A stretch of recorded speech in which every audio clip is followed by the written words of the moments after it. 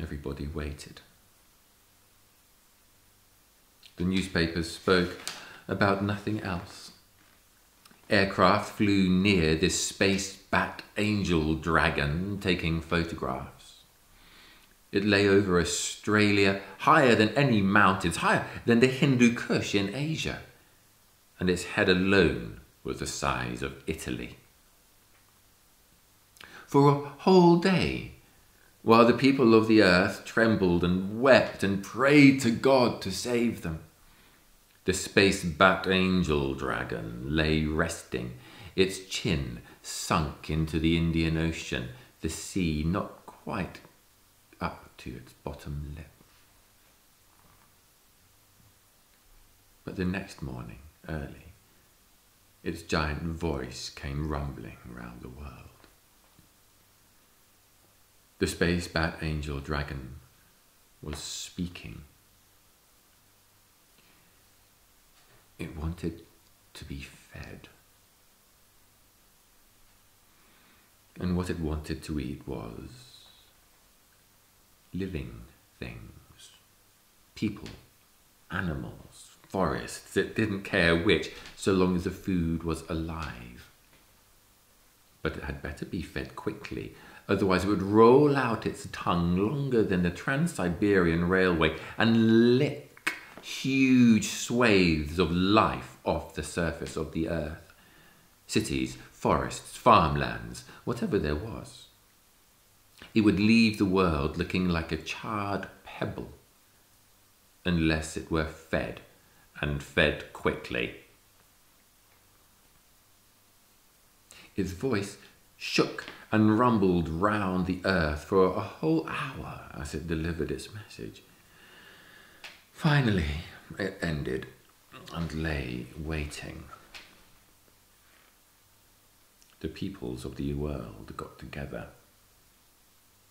If they fed it, how could they ever satisfy it? It would never be full, and every new day it would be as hungry as ever. How can you feed a beast the size of Australia? Australia is a vast land, and all the countries of Europe will fit easily into Australia.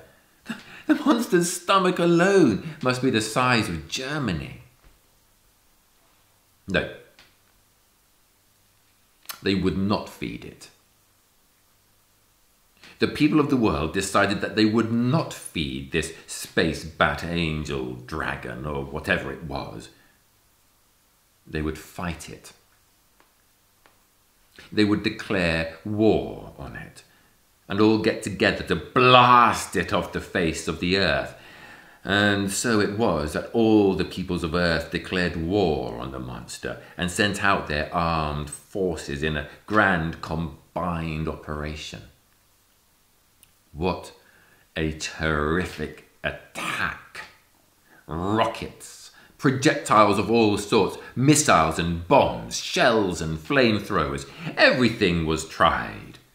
The smoke of the explosions drifted out over the Pacific like a black crawling continent. The noise of the battle shook the world almost as much as the landing of the dragon had done, and for much longer.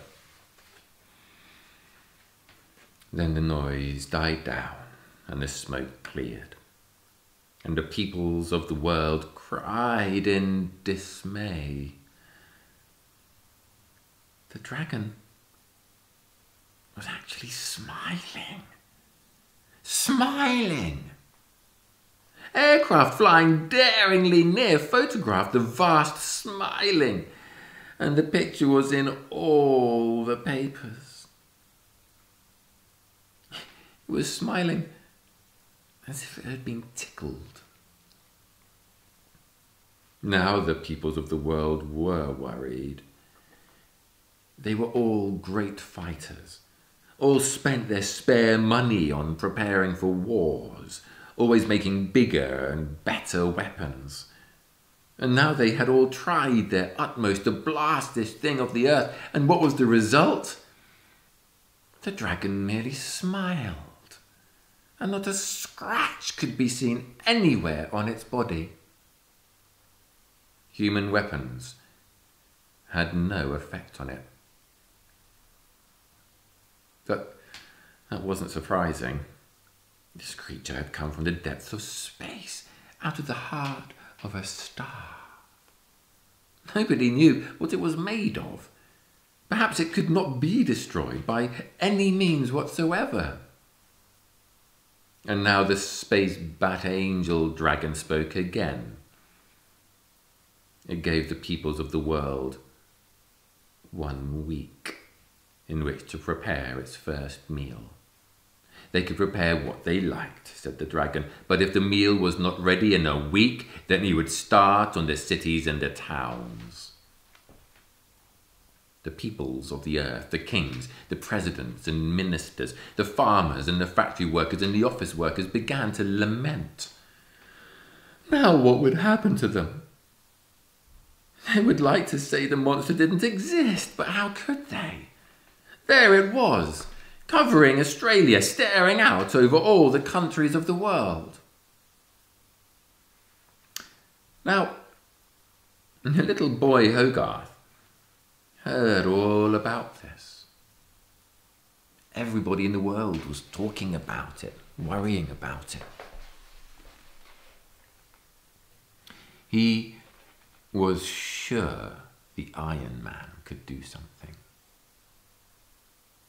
Compared to the space bat angel dragon, the Iron Man wasn't very big, of course.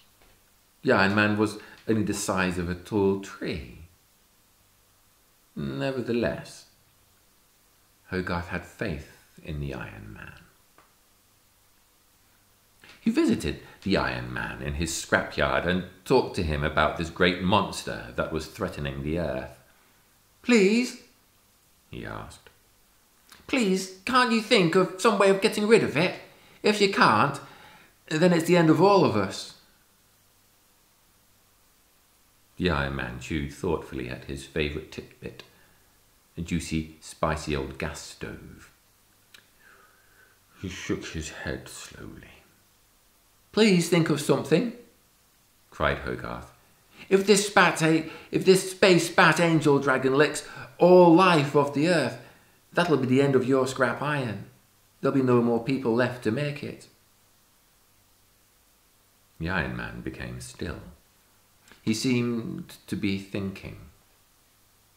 Suddenly, his headlamps blazed red, green, blue, and white all at once, and he stood up. In a great grinding voice, he gave his commands. Hogarth danced for joy. The Iron Man had had the most stupendous idea. The Iron Man would go out as the champion of the earth against this monster from space.